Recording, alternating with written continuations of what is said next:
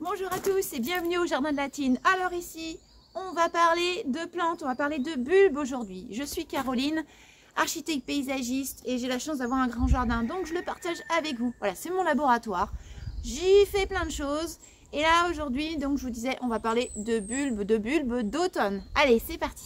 Cette année, je suis allée à plusieurs vides-greniers et on trouve parfois des merveilles et donc j'ai trouvé des Sternbergia lutea. Bon, les Sternbergia lutea, vous savez ce que c'est? Mais si, vous savez, c'est les crocus d'automne. Crocus d'automne, oui. Bon, en fait, c'est pas des crocus, hein, mais je vous en dis plus. D'abord, je vais ouvrir aux filles. Salut tout le monde! Donc, j'ai eu le plaisir d'acquérir ces quelques bulbes de Sternbergia, ou de crocus d'automne. Je les ai plantés, c'était pendant l'été, parce qu'ils étaient en période de dormance. Et là, eh bien... regardez, les voilà, juste ici. C'est magnifique. Regardez comme ils sont jolis. Et là, ils sont en fleurs depuis plusieurs semaines. Ce que j'aime avec ce bulbe, c'est qu'il n'y a pas d'entretien. Voilà, j'ai un grand jardin, j'ai peu de temps. Donc si je peux avoir des plantes qui ne demandent aucun entretien, eh bien c'est l'intérêt. Et d'ailleurs les bulbes que je vous présente aujourd'hui ne demandent aucun entretien. Ça vous va? Ça vous va? Bon. Oui, merci Elvis, il approuve toujours Elvis, il approuve. Revenons à notre crocus. Eh bien, notre crocus est aussi appelé vendangeuse. Eh bien, oui, parce qu'il fleurit au moment des vendanges, entre les pieds de vigne. Voilà. Donc un nom relativement bien mérité, je trouve. Oui. Alors, vous voyez, c'est pas une plante qui est très haute. Les feuilles font à peu près, allez, je dirais 30 cm de haut, avec des inflorescences qui sont entre les feuilles qui font à peu près 15 cm. Et l'intérêt de ce bulbe, c'est qu'il va y avoir plusieurs fleurs par bulbe. Donc, c'est quand même très fleurifère, c'est plutôt pas mal. Cette plante fait partie de la famille des Amaryllidaceae. Vous savez, les amaryllis. Ouais, on dirait pas comme ça. Mais si, botaniquement, c'est la même famille que les amaryllis. Alors, c'est une plante qui nous vient du sud, hein, plus du bassin méditerranéen. Il faut savoir qu'en dessous de moins 6 degrés, elle n'aime pas trop. D'ailleurs, il va falloir lui trouver un sol très sec, bien drainé. Hein. L'argile, c'est pas trop son truc. Alors, moi, j'ai quand même de l'argile. Ce que je fais, je mets une poignée de gros sable où je m'assure qu'il y ait vraiment des gros cailloux juste à côté pour que ça draine bien. Entre nous, les bulbes, ça aime pas trop loin. Non, ça aime pas trop l'eau. Donc, voilà, si vous mettez des bulbes, bon, l'intérêt c'est que vous n'aurez pas d'entretien. L'autre intérêt c'est que ça aime bien le sec, donc avec les sécheresses qu'on a, bon, bah, c'est plutôt pas mal. Mais si vous avez un sol argileux, bah, va falloir un petit peu préparer votre sol. Bon, c'est le père de la botanique, de la classification, Monsieur Linné, Carl von Linné, qui a nommé tout d'abord ce bulbe. Alors, moi je trouvais que le nom était plus facile à prononcer, parce que Sternbergia, c'est pas facile. Avant c'était Amaryllis lutea. Bon, je vous en ai donné de pire que ça, hein. Je sais. Bon, maintenant la minute botanique, on va regarder pourquoi ce n'est pas classé comme un crocus. Regardons. Alors, désolé madame, on va regarder sous votre jupon. Eh bien, la raison pour laquelle ce n'est pas un crocus, ça passe ici. Vous voyez les étamines, ces parties-là. Il y en a 6. Voilà, et non pas 3. Le crocus, lui, en aura 3. Bon, voilà, c'est comme ça que vous pouvez distinguer le Sternbergia lutea du crocus. Bon, il faut savoir, si vous lui trouvez un petit coin bien sympa, bien au sec, bien au soleil, eh bien, il va se multiplier relativement rapidement. Voilà. Mais néanmoins, c'est sur la liste des plantes menacées. Et oui, des plantes menacées. Il y en a pas mal quand même, hein, de plantes menacées. Ce très joli bulbe qui fleurit donc là, maintenant, à l'automne, entre fin août, septembre, octobre, voilà, sur cette période-là, bon, comme je vous disais, il y a plusieurs fleurs qui apparaissent sur le même bulbe, donc ça permet d'étaler la floraison, eh bien, va entrer en dormance au printemps. C'est-à-dire qu'au printemps, les feuilles disparaissent et le bulbe est invisible. Voilà. Vous ne le verrez plus, il va se cacher pendant toute la période de sécheresse de nos étés. Voilà. Bon, le problème, c'est que c'est pendant l'été que vous pouvez le diviser et le partager. Donc, repérez-le bien en mettant un petit piquet. Après, je trouve que c'est quand même une plante assez résistante. Si les feuilles apparaissent, eh bien, vous pouvez en profiter à ce moment-là et vous les replanter le plus rapidement possible. Bon, ça c'était notre premier bulbe. Alors je vous en réserve 2 autres. On va passer maintenant au cyclamen sauvage, cyclamen des bois. Et je garde le meilleur pour la fin, ma petite chouchoute. Allez, voici une partie de mon tapis de cyclamen de Naples. Appelé aussi cyclamen des bois. J'adore, je trouve ça tellement joli. En plus, il y a toutes ces variations de couleurs entre les roses, blancs. Vous pouvez même en acheter des qui sont marginés, c'est-à-dire roses avec une petite ligne de blanc. Il y en a énormément, énormément, énormément. Et la particularité de ce cyclamen, c'est sa feuille. Je vous la montre. Regardez, ça ressemble un peu à une feuille de lierre. Et d'ailleurs, son nom latin, c'est cyclamen ederifolium, parce que le lierre en latin, c'est edera. Voilà, donc ederifolium comme lierre. C'est joli, hein, regardez. Toutes ces variations, c'est légèrement gaufré. Il y a même une teinte légèrement rose à l'arrière. Et là, on voit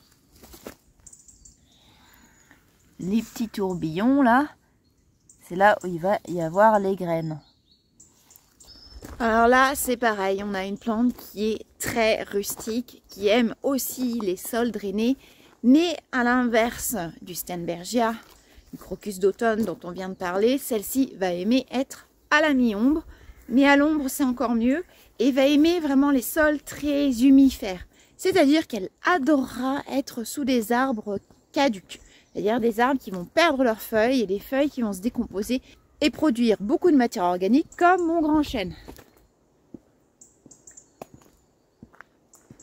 Et regardez, je vous ai emmené du côté du chemin, regardez le nombre de petits cyclamens qui se développent, qui sont dans mes massifs. Il y en a partout. C'est magnifique. Moi, je suis fan en tous les cas. Tenez, je vous disais par rapport au lierre, vous voyez, ça c'est une feuille de lierre. À côté, la feuille de lierre et la feuille de cyclamen. Donc vous comprenez la similarité entre les deux plantes au niveau visuel et la raison pour laquelle ça a été nommé donc cyclamen ederifolium. Alors si notre crocus d'automne ne supporte pas des températures très très basses, là pas de souci, hein. -20, vous pouvez y aller, elle va tolérer très très bien. Et comme tous les bulbes, que ce soit le crocus ou le cyclamen, eh bien c'est pareil, on essaye de planter plusieurs pieds les uns à côté des autres, juste histoire que ça ait de l'impact, hein. Il y a quelque chose de très très intéressant que je voulais partager avec vous autour de la dispersion du cyclamen de Naples. Il faut savoir que les cyclamens, les graines de cyclamen en particulier, sont prisées des fourmis. Et oui, au moment de la reproduction de nos cyclamens, quand ils ont créé cette petite boule dans ce petit goupillon là que je vous ai montré, eh bien les fourmis vont chercher les graines. Là, il y a une relation qu'on appelle une relation mutualiste. Que font nos amis les fourmis? Eh bien, elles viennent récupérer la graine. Et pourquoi elles viennent récupérer la graine? Parce que sur la graine, il y a un tissu qui s'appelle les laïozoïnes. Et ce tissu-là, il est riche en protéines et lipides. Et oui, hein, voilà, c'est pour remplir leur petit ventre. Elles prennent donc l'entièreté de la graine parce que le tissu reste bien collé sur la graine.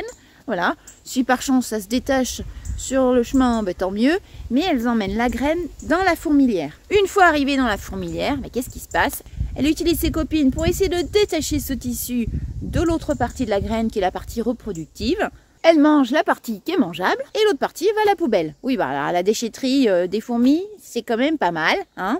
Enfin, c'est déchetterie, cimetière en même temps. Voilà, ça fait un petit peu tout. On met un petit peu de tout. Bon, en tous les cas, la graine se retrouve dans un milieu très nutritif, très riche, et peut se développer et produire eh bien, de nouveaux plants un petit peu plus éloignés que le pied-mère. Qu'est-ce que c'est bien fait la nature? C'est bien fait. Vous aurez compris que le meilleur moyen de disperser et de multiplier ces cyclamens, c'est par semis, hein, ça se sème très facilement. Alors il va falloir attendre un petit peu. Il va falloir être un petit peu patient. Ça va pas fleurir tout de suite, hein. Il va falloir que le tubercule grossisse afin de produire des fleurs. Voilà. Donc moi j'en vois là, ça prend allez 2-3 ans, peut-être un petit peu plus pour certains pieds, ça dépend forcément de là où vous plantez votre cyclamen. Bon, allez, je vous montre ma troisième chuchoute. C'est la nérine de Bodénie. Une nérine, alors il en existe plusieurs. Voilà, une jolie nérine. Je pensais que c'était un crinium au départ, mais c'est bien une nérine. Je sais plus parce que je l'ai plantée oh, peut-être qu'il y a 3 ans. Et c'est la première fois qu'elle me fait des fleurs. Donc quand je vous dis qu'il faudra être patient, il faudra être patient. J'avais complètement oublié que j'avais planté. Donc voilà, une belle surprise. Bon, la nérine s'appelle aussi le lys de Jersey ou le lys de Guernesey. Vous choisissez l'île que vous préférez. En tous les cas, c'est dans ce coin-là parce que c'est une plante qui aime le chaud aussi et le sec. Voilà. Donc là, dans le sec, elle est plutôt bien servie. Hein, dans ce bac-là, que j'arrose très peu. Hein, voilà. Donc ça lui va très bien. Alors généralement, les bulbes d'automne sont plantés au printemps. Et les bulbes de printemps sont plantés à l'automne. Donc c'est maintenant. Faites les magasins maintenant pour le printemps prochain. Si vous voulez planter des tulipes, des jonquilles, de ce que vous voulez, des alliums, etc. Pour le printemps et l'été prochain, c'est maintenant. Hein. N'oubliez pas, un petit rappel. Mais en tous les cas, pour ce que je vous présente aujourd'hui, eh bien c'est plutôt un achat au printemps que ça se fait. Voilà, un printemps pour l'automne. C'est inversé. Forcément, on ne les plante pas quand ils sont en pleine floraison. À moins que vous les trouviez en pot. Ce type de plante-là, comme le nérium, vous le trouverez que en bulbe au printemps. Alors c'est une plante qui résiste bien au froid, hein, jusqu'à moins 12 degrés, ça lui va. C'est plus résistant que notre crocus d'automne. Alors il faut savoir que c'est la même famille. Hein. Ça aussi, ça fait partie de la famille des Amaryllidaceae. Les amaryllis. On dirait pas comme ça qu'elles sont cousines. Hein. On dirait pas. Vous avez vu, sa fleur est très haute. Hein. Presque 60 cm de haut. C'est vraiment... c'est la plante wow dans un massif. L'intérêt du bulbe, c'est que un bulbe peut produire 3 inflorescences. Et qu'une inflorescence, ça c'est une inflorescence, peut supporter jusqu'à 15 fleurs. Ça en fait pas mal. En plus, ils vont même pas arriver en même temps. Donc ça va vraiment étaler la floraison.